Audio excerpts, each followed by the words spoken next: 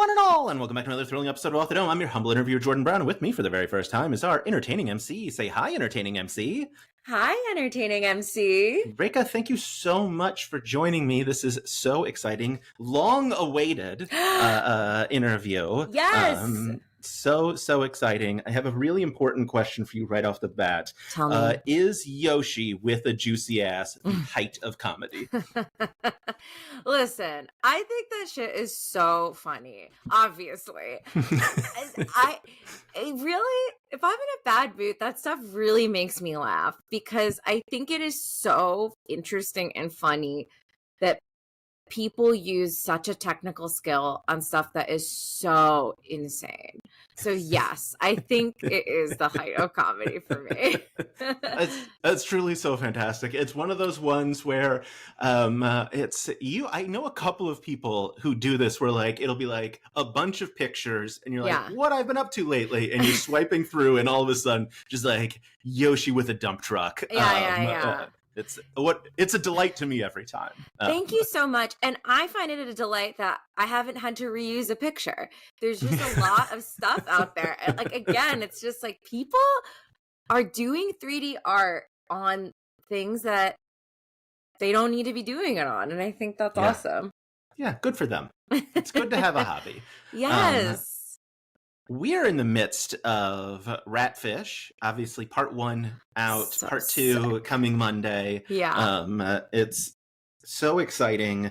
I would love to get your thoughts on being so targeted by Brennan and Bug with a fat ass. Yeah. I think my favorite meme that's come out of it was everyone, including Rekha, is that Rekha for Bug with a fat ass.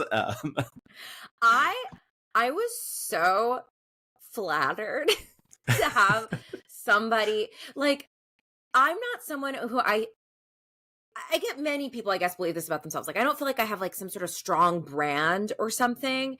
And I've always kind of wished I did. And so when someone can kind of see you and reflect to you a thing that you do like, and they like that he knows, I was like, wow, that's so nice. I truly wish I had thought of that character. So it felt really nice to be seen and to be like, wow. I don't care that Brennan's saying my sense of humor is an infatuation with the stupidest things on earth. I'm like, because that's not an insult to me. I'm like, it is. That is my humor. So I loved it.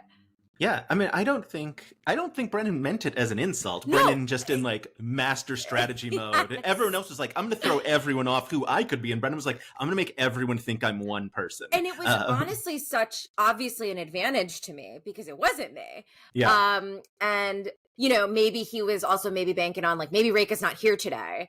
So that would be an advantage if you're picking someone who's not even there.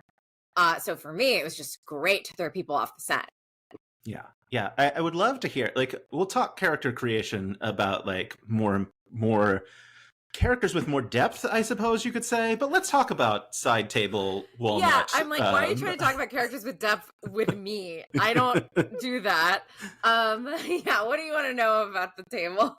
Where did the table come from? It's truly so fantastic that you like come up with a bigger than life character and you're like, got it, inanimate object. I really don't know what it is. I think there's something psychologically in my brain that like doesn't honor anything I think as like interesting or unique to me or something, because in my mind I was like, everyone's probably gonna pick something like this. And that was the first idea I had when Sam was like, pick a larger than life character. Is like, I mean, would it be okay to be a table or some, like in my mind it's like, did somebody already pick that? And I genuinely do. When I watched what other people chose, I was like, this is where I'm like, am I okay? I'm like, oh, people chose like archetypes of people, like a Hollywood agent or like a Indiana Jones. It would never have occurred to me. In my mind, everyone's choosing something like a table. Choosing tables and bugs with big asses. Yeah. That's the thing. Yeah. Which is why obviously I love the bug so much. I was like, yeah, this is what I thought we were all doing. Someone else gets it. Yes, someone understood it. I do love that the prompt was like, make a larger than life character, and two people just like, what if I made an asshole man? Yes. Just like that's my character. Which Just a is so bad fun. guy. So fun to play, I'm sure. Yeah. Yes. Yeah, I got to talk to Katie a bit. I've talked to Katie and to Jess already, Oh, which awesome. I have scheduled the worst possible time for interviews with the three of you, because I'm like, all right, let's talk about a show that you can't reveal the finale for. No, perfect. It's perfect. Yeah, perfect timing for me. Yes. Yeah, I mean, obviously, Katie's getting a billboard somehow, whether that is from someone winning and giving her the prize, or she bought it with her own money as a bit. Who's to say? Katie demonstrably has a billboard, and I think is a great transition into the show that you're the host of, because Katie's billboard voicemail changed very importantly. About eggs. Incredible. The joy is that I have not, like I said, I talked to Jess and Katie, so I've got some background on eggs and how that went that day. What was it like for you watching, I believe, recorded first, and Katie going for 45 minutes and restarting halfway through because she genuinely thought people weren't listening and didn't think her presentation was funny? It is so crazy to restart a presentation, but these are the big swings. Like, I am such a rule follower in ways that when I watch other people on dropout shows, I'm like, wait, I should just be having fun like that, because it was so funny. It was crazy. It's crazy to restart that presentation when you are almost done. That is insane. Hashtag release the Katie cut, where you see the same presentation twice, because she is reading off slides, so it is the same presentation twice. It was crazy. It was so crazy, because each presentation, I don't know the exact emails that everyone got before, but I think they were told to keep it to around 10 minutes. Her presentation was already, we're talking like you're in the 40th minute. It was already long. So that to restart it really sent me into another dimension. Yeah, it's such a huge kudos to the editors for making that into one episode. For finding that one still had episode two other, in a 7-episode presentation. Yes, yeah. Did you? So obviously you got brought on as host. Mm-hmm. I've also talked to Paul. Good. Some people get really mad at me in the comments because it just is me bragging about who I've talked to. And hey, sorry, but hey. Sorry, I have talked to Sam Reich. He knows my name. He can't spell it, but he knows my name. Oh my God. You have the 2 O's. I know that. Yeah. Does he misspell your name? I know he misspells Katie's last name, or... Yes, he leaves out the T. For my name, no, because I think with my name, you are accidentally studying it. If you don't know Indian names, you're like studying it pretty hard, and maybe like you're not going to fail the test, whereas maybe with other names, you're like just assuming the like, it's the conventional Katie spelling or Jordan spelling or whatever. Yeah. And you're not thinking too much. And it feels like if he flipped the H and the K, he would be a racist. I know that happens. I watch it happen all the time. I saw my dad do that once, so listen. And there's no other way to spell my name. It's not like a Catherine kind of thing. It's 5 letters. Chill out, everyone. But also, I don't really care. So obviously you got brought on as host. I was like, I have a question. This is also often a like real like the glue of my interviews is really rambling incoherence. No, it's fine. Yeah, me too. It's the energy I bring. But yeah, at what point did you get brought on as host for Smarty Pants? How did that get pitched to you? What your role was going to be? My role, purely host. So I try to tag Paul and Matt Pollock as much as possible because they're really the engine for the show. They had already had this idea. I didn't pitch it or anything like that. I believe it might have been Paul's brainchild, but he certainly is the showrunner at least. So I just got an email in May of last year that asked would I be interested in hosting something like a PowerPoint presentation show. And I was like, yeah. Not much more of an interesting story behind that. Maybe there's more of an interesting story with the people that asked of like, how did you put out your asks or how did you think of the show or whatever. But I was purely just brought on as somebody who could sit in a chair and ask questions. Yeah, and you crush it. So, thank you so much. Do you have a presentation this season, or are you presentationless? I don't. I wish I did. Yeah. The format of the show just didn't totally allow it, it seems, because I'm sure that went through their minds, because we recorded like 10 in a day, and we recorded over 3 days. And, you know, I'm wearing the same outfit in every episode so that they can cut, you know, everything into one episode that maybe, you know, wasn't actually consecutive on the day, and yada, yada. So I don't know where I would have had to record a lot of presentations for it to make sense in each episode that like the same cast of people is there, yada, yada, because we didn't know which ones would go together the best, how long each would be, etc. So I would love to, if that's something in the future we can do, because I think it seems really fun. And I have a lot of dumb opinions to share. So it seems like it would be great. Yeah, I think so. I do have, I don't know, is this a pitch for you? Yeah. Whatever. That like the trailer for obviously season 2 of Smarty Pants, which I mean, it's just got to be a foregone conclusion at this point, because it should be a presentation. Well, not even just that it should be a presentation. Oh, that is also very good. No, I was going to say that you're like in the desert pulling BDG out of retirement for one more absurd presentation, because he had got very famous on the internet doing absurd presentations of things. Yes, that's so funny. Well, you might see more BDG on the channel. I don't know. I mean, we definitely will. Who's to say? Who's to say? There might be a project with him. Yeah. Look, I can neither confirm nor deny anything that I happen to know already, but I will say, if you went to BDG's website and looked at his about, maybe he has something up there that he shouldn't. And that is entirely possible. And then that makes me go, wait, can I post something that I shouldn't in my bio? Okay. No, because then you would be breaking the rules, and you wouldn't do that. I know. I hate breaking rules. That is why I like really need to fucking change my whole personality to do Game Changer again.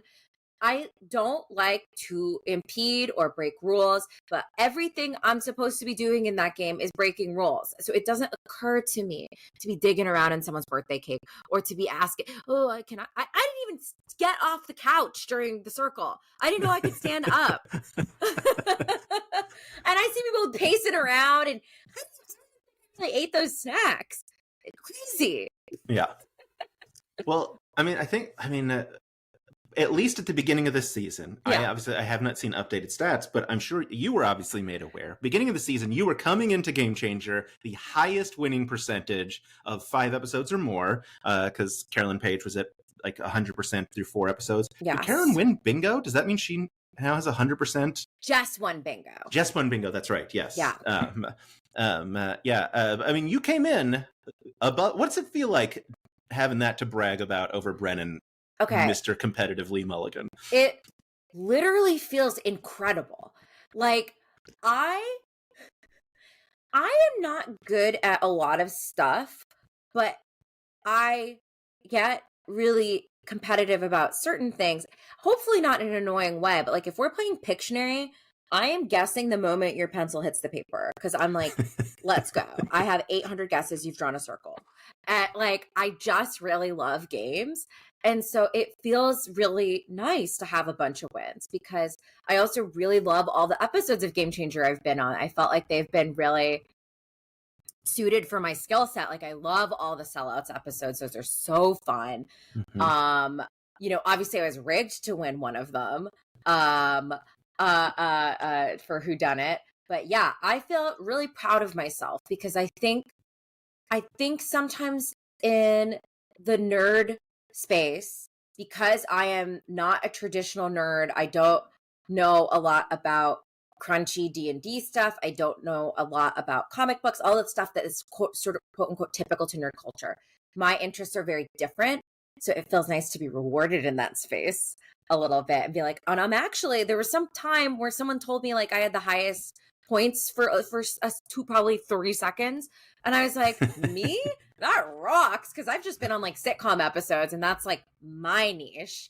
So that absolutely slaps, everyone. Keep you for making those stats. Yeah, thank you for making stats that prove to me my own self-worth. Speaking of sellouts, can you go on record and say everyone outside of like you and Trap and other people need to stop asking Sam where he's from? Listen, I can't ask you what you should do to Sam. There's just probably other stuff we can do to bother him. Like, I don't want to limit how you can bother him. But for instance, like some stuff I don't know about Sam that could be worth asking. Like, we could ask, like, what coast are you from? What state did you live in the most? Where do you consider yourself an East Coaster or a West Coaster now? Like, in your heart of hearts. I actually, I don't know if Sam considers himself a blonde or not. That's kind of interesting. I don't want to police anybody asking where Sam is from, because if it annoys him, then that's really just the goal. And we're all kind of working towards a common goal here. So it's like, you know, we all have our action items. And as long as we're all on the same side of history, I think it's okay. But I know some people get sensitive about it and they don't like to hear that question a lot. But again, we're all fighting for the same cause. We just have to annoy Sam. Look, I just think there are better ways to annoy Sam. There might be better ways. Yeah. I mean, yeah, I'll kind of brainstorm some better ways to annoy him. Great. Yeah. I feel like maybe like I recently tweeted at him that he should have rules for Game Changer. And that could be something fun we ask him for, that it's kind of hard to follow because there's no rules. I don't know. Try that out. Make critical statements about the shows that he runs. I think that would annoy him considerably more. That's kind of nice. I think that's nice. And I think it's kind of crazy. Like, that suit's probably really smelly. Change your outfit. Right? I don't know. And wear dress shoes. Stop wearing tennis shoes with your suit. Get it together. Sam, we're on TV. Yeah. Sam, please, Sam, wear nicer shoes. It's 2024. Wear nicer shoes, sweetheart. Also, have Rekha on more episodes of things. What are we doing, Sam? Have you been on Make Some Noise? Why is this I've not never a thing? been on Make Some Noise. It's very rude. I think you'd be great at it. Thank you so much. Do you think Sam doesn't appreciate your comedic skills? Is that what the problem is? I've been having a feeling. So actually, maybe, you know what? I think we could use this time to kind of confront Sam. I think he should have me on more stuff. And I think we can actually kind of ask him for that. Because if he doesn't have me on more stuff, then I'm not on the stuff. And I don't know that he knows that that's kind of a 1 + 1 = 2 situation. He might not be thinking it through fully. Yeah. So I think we should get at Sam, get me on Make Some Noise. VIP season 2, obviously coming soon. It's coming soon. Yeah. Yes. You can put me on more Game Changers. And you know what? If you put me on the psychologically manipulative ones, I'm going to come in more ready. I'm going to come in. I'm going to try not to.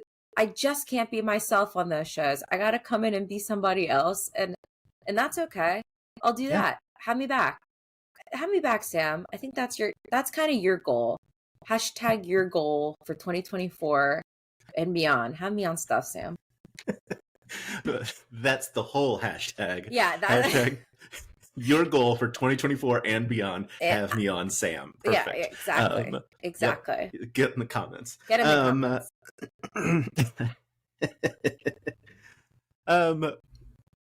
I don't know. There's no transition here. Love it. Because why would I? How was bingo for you? What was it like getting that second reveal? So I don't remember if this was left in the episode. I said to Trap and Lily, I said, I wonder if someone's watching us. But I often don't have enough faith in my own postulations because I have been wrong so many times in my life and on dropout shows. Every single thing I choose to investigate in D20 doesn't mean anything. In the murder mystery season, nothing I looked into meant anything incredible. All of my ideas really make sense to me. And then I watch the cut and I go, oh, interesting. Doesn't make any sense. Okay. Every place I chose in Beat the Buzzer, the amount of things they cut out of the PA that was assigned to me, Ryder, having to tell me, don't look in there, don't look in there. Like, just truly being like, can I hack open a wall? Is there something in there? Like, that's where my brain goes instead of, can I dip my finger into a cake? I don't know. So I would say your question, if I had to remember it, was how was bingo? How was bingo? Incredible. And the second reveal. So Yes. you had an idea, I and then thought that it could be true, but then I was like, that's stupid. Yeah. I had a blast during bingo. Raph is an enigma to me, and to get him to do anything, like, I'm sure people are like, why were your prompts so crazy? I'm like, if I was like, have Raph say hello, he would be like, hi, and I'd be like, I can't. And I don't know if people know this. We were given fill in the blanks. We couldn't write our own prompts. So it would be like, name a song that blank. And so you had to work in your idea into that fill in the blank. So it was extra hard when you're like, name a song that blank. I need him to show off his necklace. So it's like, okay, like all the prompts look like extra weird because of that. But Raph, here's what I respect about Raph. He can't be told to do anything. He's a man of upstanding principles. He's too polite to be rude to Brennan. That's my guy. So yeah, I didn't win. I didn't win that. And I'm glad. Raph is too nice to do all these mean commands. Yeah. Maybe if you get some meanies like Katie and Brennan, maybe you can win. Katie Mirovich, famous mean. Meanies. Maybe then you can win. But Raph, too much of a gentleman. He's not going to do it. Yeah, I have your Rekha Go up. There's, was it when you saw your card were you like, God damn it? Because some of them obviously are like stands on Apple Box for PA. Obviously, that's just a thing that they're going to get you to do, which was so wild and so funny that you just stayed up there. Well, again, I follow rules. So I was like, I don't know why I'm so much taller than you. It has to be for this corner camera that is viewing us at an angle, and Trap must be obscuring me.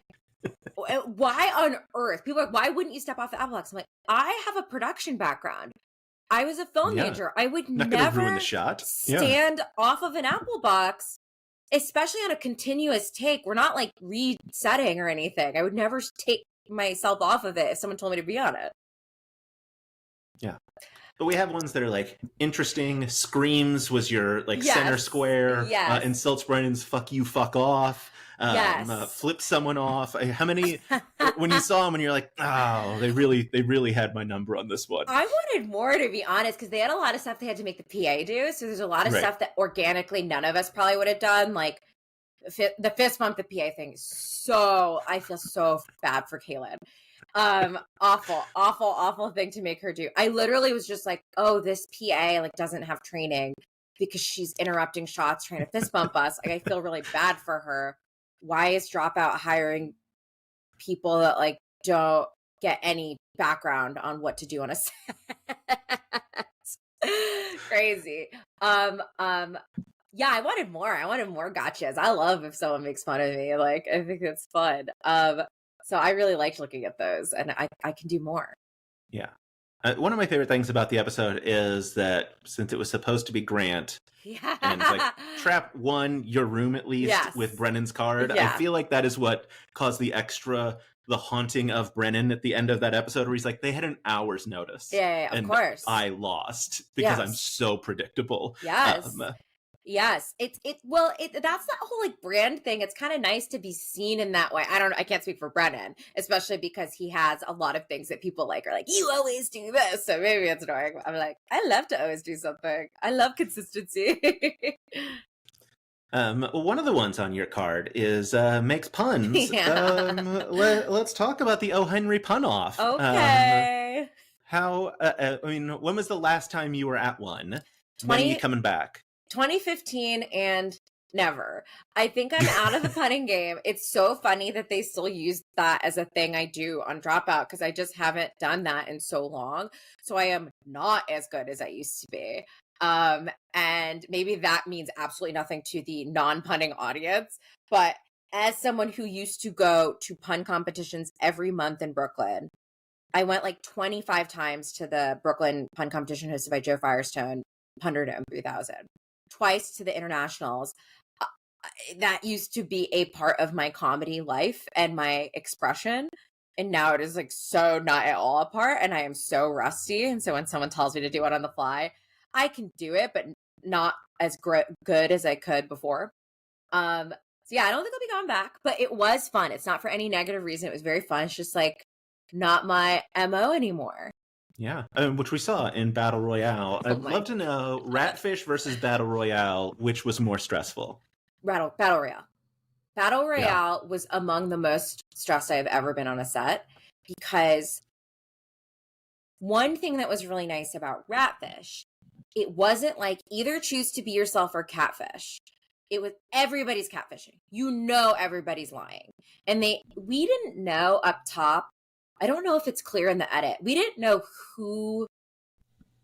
what level of Dropout person was in the hotel with us. It's just like, someone from Dropout, people who have been on Dropout are here. So it's like, oh, that could be like an Oscar, or that could be like a Zach Oyama, or that could be a Josh Rubin. That could be anybody in that like College Humor universe. It was such a wide net, because I know some people might be like, why'd you guess like these people? It's like, we had no fucking clue who might have been there.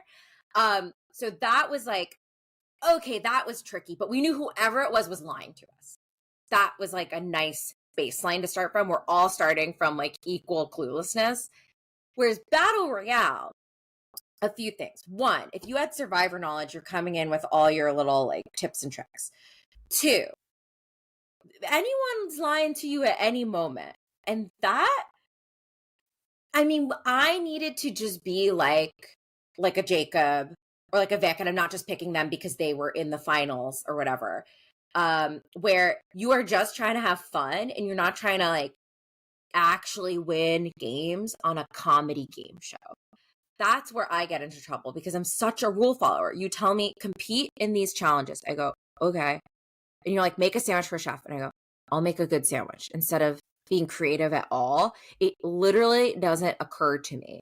Again, like I must emphasize, I never stood up in the circle, because I'm like, you put me on a couch. I'm supposed to sit on the couch. If I stand up, someone's going to scold me and tell me to sit down. So I'm like, yes, I make a sandwich for the chef and it has to be good, right? So I think if I did it again, I would know those things, but finding those things out on the fly was so stressful, where I'm like, wait, I have to relook at how I'm doing this whole game. How do I be good at a game and be funny? I really need to prioritize just being funny, because the game could not fucking matter less. And you're in such a bad headspace when you're like, I didn't participate in this part of it, but it's like, how can I actually make a sexual sculpture? Like, no, you've already lost if you're doing that. You've already lost. You must just embrace it with joy and imagination. You can't come in with like, what's a good way to impress Howie Mandel with a bunch of instruments? Because like my first thought, because that is real time. They like, Howie Mandel comes out, and then they're like, okay, players. Which is wild. So by crazy. The way. Yeah. Howie Mandel comes out, and it's like, come up with a talent now. Rekha, you go first. I have had the amount of time that you see on screen to think of a talent.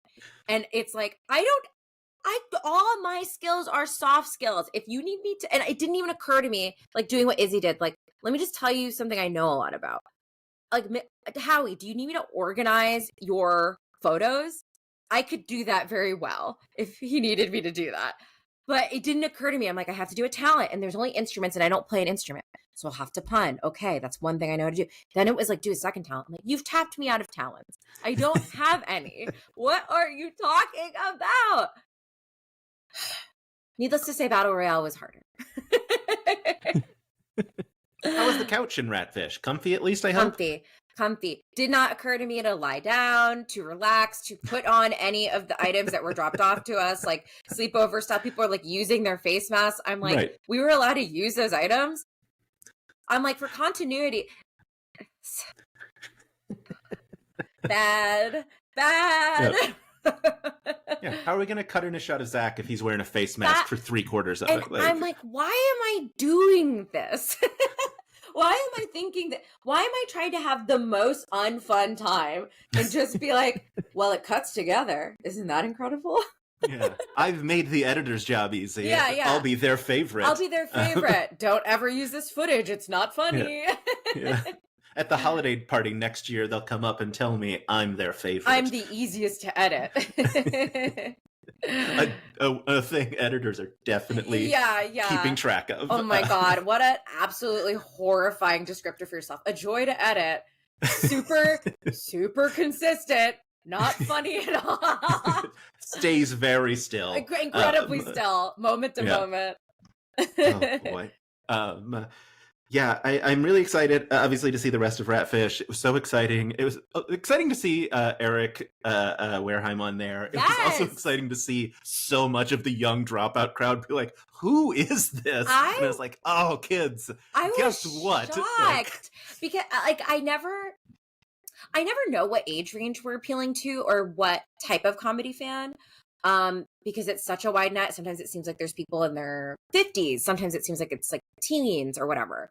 So I was so shocked by how many people were like, and then the reveal is some guy. I'm like, if you are an alt comedy fan, you gotta watch Tim and Eric. Yeah. You got to.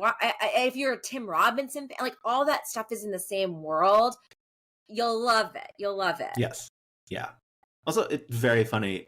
I'm super curious what came first, Ratfish, and then got Eric, or if Eric was there and then they're like, "Oh, we'll call it Ratfish because so much of Tim and Eric is about rats." Like it's like anyway. I actually don't know the answer to that. That's a great. I haven't thought about that. Yeah, it's a match made in heaven. Yes. Regardless. Yeah. Well. We should talk about me checking the time to make sure that we aren't like wildly running over. Yeah. Well, first of all, you've just been announced as the first guest episode star of Bitcherton. Yes. Knock on wood, assuming it gets funded. Yes. Yeah. The Katie interview. So like I'm talking to all the cast of Bitcherton awesome. in the lead during the like little Kickstarter, and that was one of the reasons why the Katie interview happened. Anyway, it super doesn't matter. But I've listened to the first episode. Super fun. Yeah. Are you excited to hop into improv Regency era nonsense? Excited. I don't know that I have a hard time doing genre stuff, so I like the challenge of it. And like everyone there is so funny. And I think being a guest star definitely takes the pressure off to make some sort of long sort of Pride and Prejudice-esque arc for a character. So I'm very excited. And I mean, I love doing improv in any form. So. And on the plus side, you don't have to worry about doing an accent because Katie just straight up isn't doing one. Incredible. Which is truly the funniest possible decision. Yes. She's not the only one, but like it's so apparent when because she's like, "I'm from Bath," and I'm like, "Bath, England?" And then but yes, I'm from Bath. Yeah. But I guess like speaking of Katie, here's a nice greasy transition. Mice and Murder. Oh my goodness. Genre, Katie Maravich, Rekha Shankar. Let's go. Mice and Murder. Yes. Such an incredible season. Yes. And a season that I'm so appreciative of because it utilized not being in the dome in a way that the season would not have worked in the dome. Yeah. Like you would have needed like screens in front of you that like had like blinders around them so only you could see messages. Like it wouldn't have worked. Like the text message incorporation was so good. Oh my God. I'm so happy. Like, because we weren't told to do that. I might be wrong. Some other people might have been texting too, but I just was starting to text Sam. And then only after the fact, they were like, can everybody send all their text logs? Because we think that's like a cool part of this. I'm like, oh, fuck yeah, that rules. So I had so much fun on that season. Murder Mystery was so hard. And playing a character that is supposed to be good at a thing that I personally am not good at was so hard. But very fun. Yeah, I often like I play a lot of D&D type stuff, and like when I have to play like high intelligence characters, I'm like, okay, but can I find out? Does my character know what the puzzle is? I don't as a human being. Yes. My character's so much smarter than me. It's too hard. After that experience, I was like, I can never play.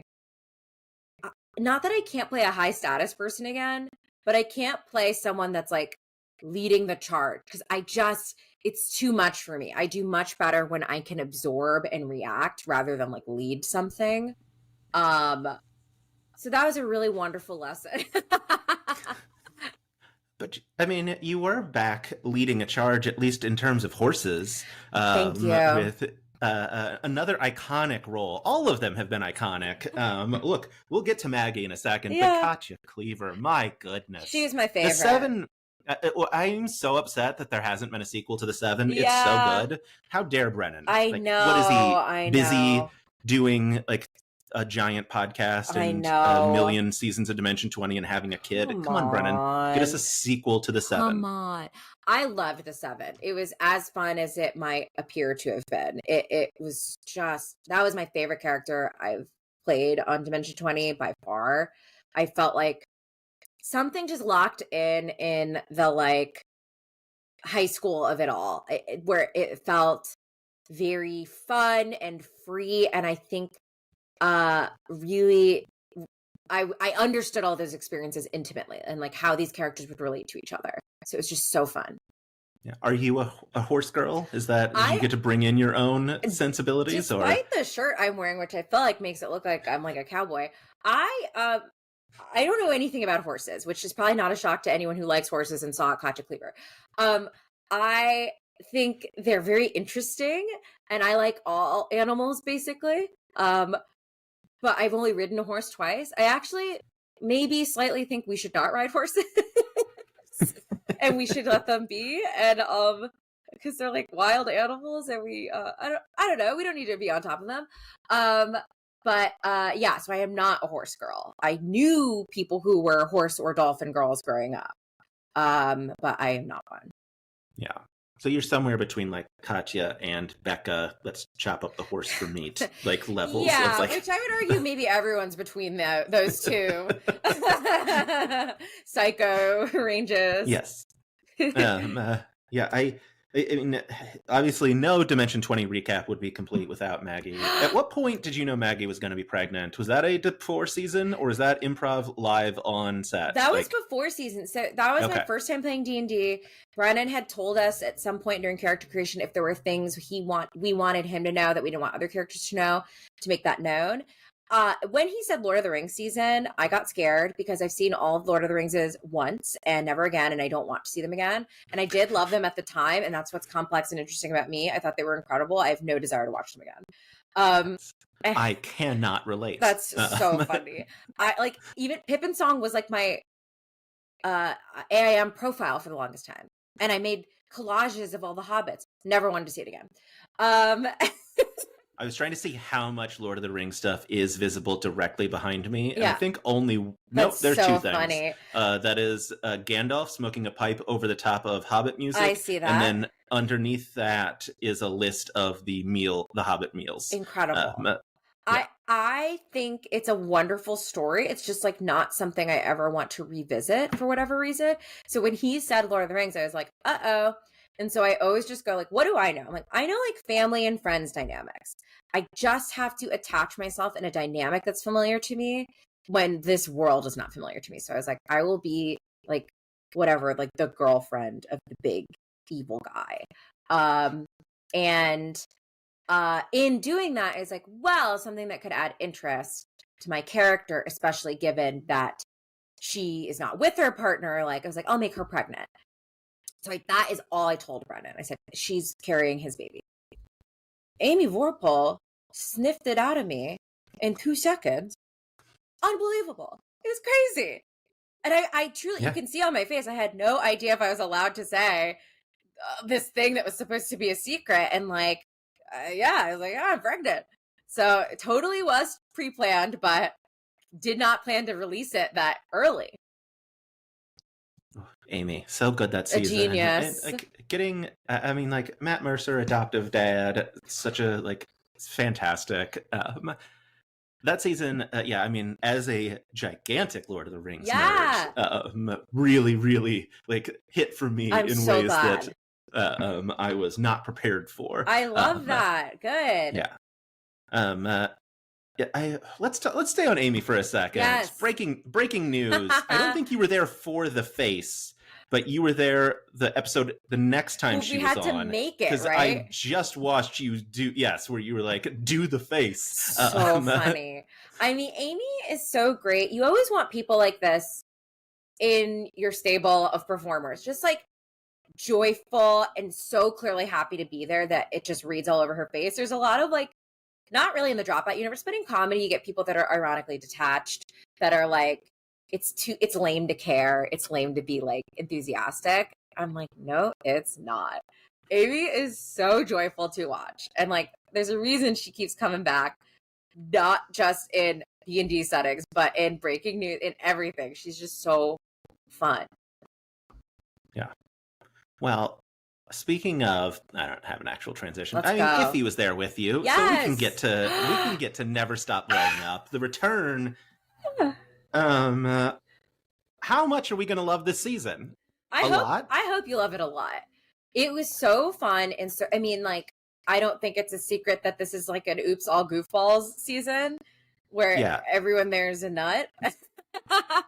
and you know, I am so honored to be amongst, you know, an Allie Beardsley in terms of chaos and goofiness at that table, because I've just told you I think I sometimes have a hard time with rules where I want to obey them, but D&D is this funny thing where, because I am so not steeped in the world of like 5e, but I am steeped in the world of improv, where I get to have my rules that I know work for improv, but the D&D rules, like, I don't know what I'm breaking or what I'm not breaking. So when I ask a question, I genuinely don't know. And if Brennan lets me do it, I'm like, oh, I accidentally made kind of a cool choice. That's cool. And that's just because I don't know what's right, what's up and down in D&D. So I'm really excited for that season. It's Kids on Bikes, which was really fun for me. And to say, like, not even, you don't even have to deal with 5e rules. You have love that. Yeah, the much looser, like, narrative-based D6 system. I literally promise you guys, I am smart.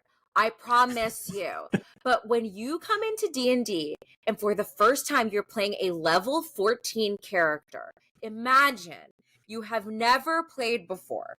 You arrive. You try to choose the easiest type of character to be, a barbarian. And then it's like, well, how do you, what path are you choosing? You're like, what? And how do you want to rage? You'll have to take a short rest. What are you talking about? I literally have no idea what you are talking about. Entering at level 14, it was like jumping into a college level course after graduating elementary school. So I know how to read, and then you're like, great, so you can do calculus. And I'm like, actually, no. So I have been just trying to play catch up since then, because I'm only playing level like 1 million characters that have like 85,000 things they can do, and I don't understand any of them. So doing Kids on Bikes, I promise you, I have brain. I have brain.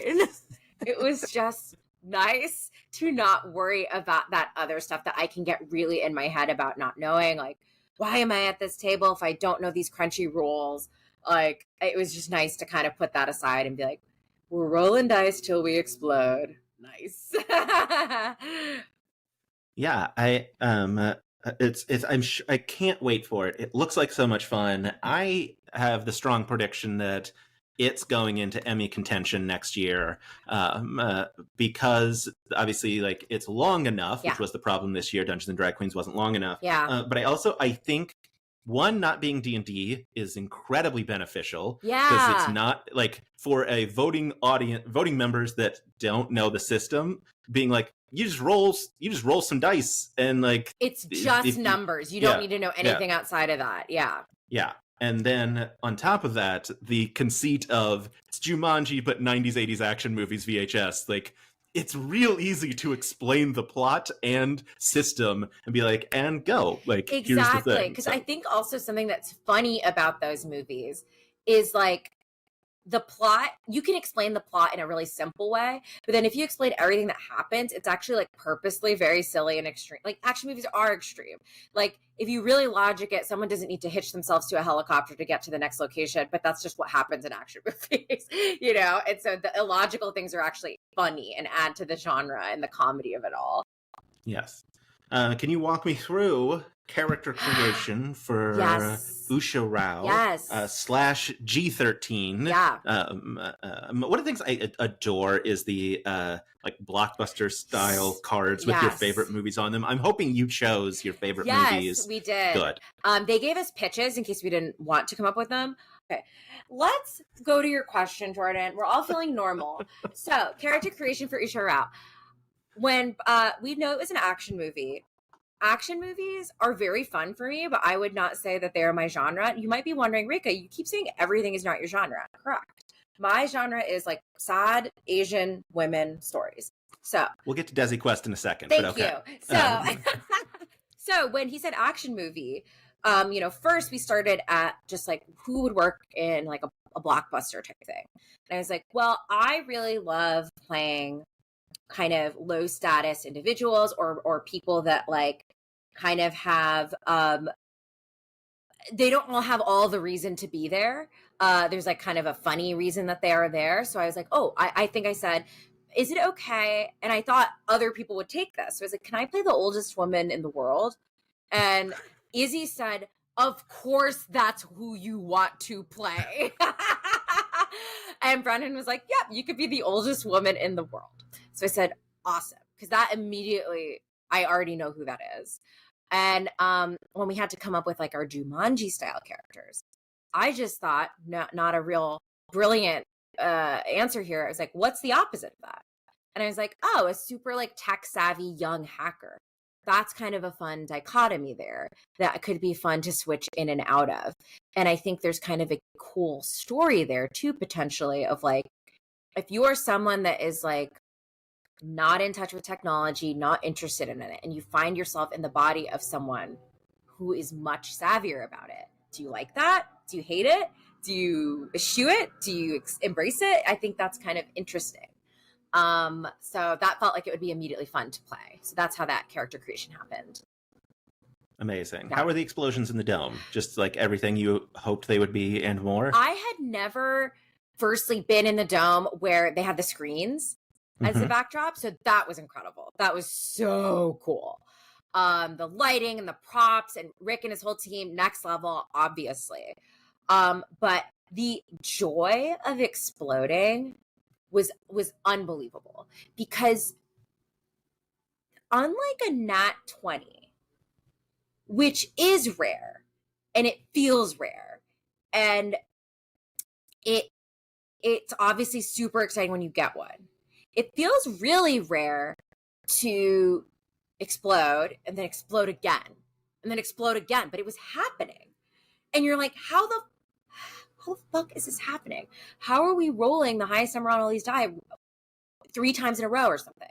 But it would happen. And it's just like, it felt so cool. And it was so justified by the genre. I mean, Brennan did a great job marrying those things together. Just like, of course, an action movie has these moments where like your character is at the lowest of lows, at the lowest of this particular skill, and then blows up. And it's like, huh?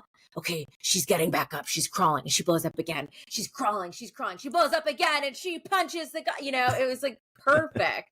So it felt awesome. Yeah. It looks so good. One of the things that I really loved about the trailer was that people took the frame where Brennan is wearing reflective glasses and tried to figure out who the like 1-inch tall pixels were across the table from him, and did shockingly well at it. Like, I was stunned that they got any names right. I was shocked, because like I look at it and I'm like, oh, I know who's that. But it's because I know who that is supposed to match and I know where they were sitting. But I'm like, if you're in a hotel and it could be any Dropout cast member and you see a smudge of black hair, I'm like, I don't know. Lily? Like, I don't know. So kudos to you, Sylvan Sleuths, on that detective work. Yeah, I knew Iffy and Izzy were in it going in and had been holding that secret. Nice. So when someone figured out it was Iffy, and then I saw someone who's in my Discord commented, those are Iffy's shoulders, and I was like, well, you're not wrong, and he's gonna love that. We can't keep doing this. Iffy is muscular and knows it. We can't keep promoting it. He's too muscular. He's gonna No. explode. He gives such good hugs. Yeah, he does. Oh my He God. does. If you're looking to be crushed to death, look no further than If You Anyway. That's right. Well, this isn't a transition, but Desi Quest. How exciting was it to get to be a part of it? Were you surprised at how very like popular it like became and still is? Are you coming to Gen Con with it? What's happening? Yeah, so Desi Quest was so freaking fun. Again, it's like the mythical, fantastical world of gods and goddesses and stuff. Not my genre. Again, my genre is sad Asian women. So when they said you can just play whoever you want in that world, I said, what if I play a disgruntled old Asian lady? Okay, led you, auntie. That rules. I know old Indian women like the back of my hand. I know this type of woman who's like, I mean, there are literally like in Jersey, just like older ladies that cook, desserts and stuff out of their kitchen, and you'll pick it up from them and like never see their face. Their husband's the person they're interfacing with, and they're just in the kitchen all day and you don't even know their name. And it's like, well, that's Laddu Mommy. And you're like, okay, who is she? I didn't see her. And she made all this awesome stuff. She's just in your phone. Is that? It's like, yes, that's like calling someone like dessert lady. And that's how they're in your phone. So that was super fun to play, and super fun to play all the South Asian specifics I've never gotten to play. I mean, Katya Cleaver was the first time I ever got to be like, whoa, my character's Indian. I didn't know you were allowed to do that. And so that was fun. Playing in kind of a different, there were like different mechanics in Desi Quest than I had ever seen, with like, we had a boon, like hourglass thing, and like the little punch cards, and we had guests, which was really cool. It was so fun, and I was surprised at how popular it was, because D&D still sometimes freaks me out as a world, because it doesn't, the part of it I've been exposed to has been really welcoming, but the parts I also know that exists and that I thought were the only parts were not welcoming. Yeah, specifically, but like welcoming to me, specifically not to you, though. Like, totally. And so I was surprised that this was welcomed in, and I think having people like Anjali Vimani, obviously Jasmine, Sandeep, Omar, I'm like, I couldn't ask for better people to usher that in with, because they have such strong stakes in the ground in the TTRPG world. So that was very helpful and awesome. But I was so happy at all the people that came to our panel at PAX, and like that at Gen Con, the people that had been watching last year was so nice to see. I would love to go to Gen Con again. I don't know if that's in the cards, but would love to. Desi Quest is going to be there, so you should start calling people. I should start calling people. I didn't know if it was official or not, so that's good to know. Yeah, officially selling tickets for it. If you want to come join my panel about how Dropout is changing the world of comedy on Sunday morning, you can be on it if you want. Oh my God, who's coming? The obscure Lord of the Rings guy, Don Marshall from TikTok. No, weird that's not your genre. Some folks that mostly fans. Oh, cute. Yeah. Wow, if I'm there, that sounds really fun. Yeah. It's so fun. I would name the other people, but I don't think you probably know them. Oh my They're God. TikTokers mostly. See, that's another thing. I've come up at such a bizarre time where like I was putting out YouTube sketches before I got the job at College Humor, which then was just a larger way to put out YouTube sketches. And then in the meantime, and during pandemic, TikTok debuted, or became popular, not debuted, it's been around. And during the pandemic, we weren't all doing new things, were we? So I didn't try to pick up TikTok, and then it's become such a thing, and I'm like, wow, I feel like I've missed my window or something. I don't know how to like get privy to TikTok. It's just like not my thing. I mean, that's all right. You don't have to. You're star now. You're in the hit HBO Max show Hacks. Yeah, exactly. One episode. Your character needs to come back. Yeah, come on.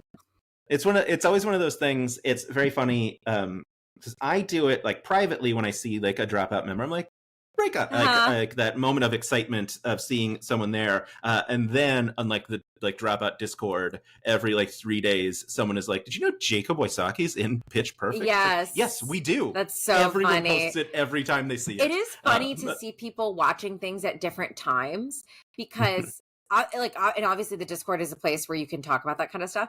But it'll be like someone be like, "OMG, Maggie was pregnant," and you're like, huh? Oh my god, that was like 1,000 years ago. Yeah, you can pick up any of these shows and start watching at any time. Yeah.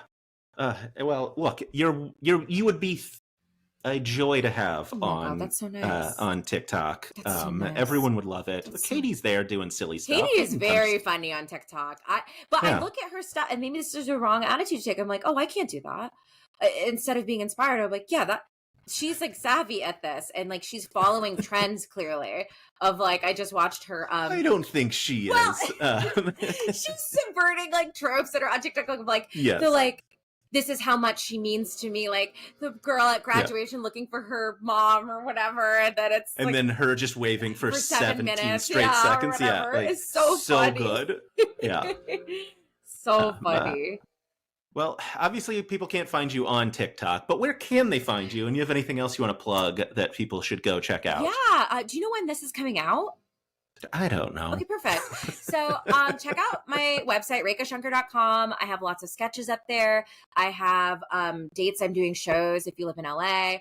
Also check out Never Stop Blowing Up, which premieres on June 26th on Dropout TV. And what else? Oh, I will likely have released a new sketch on my own by the time this comes out. So check that out as well. My TikTok is for clipping out sketches. So you can see sketches I've already done there.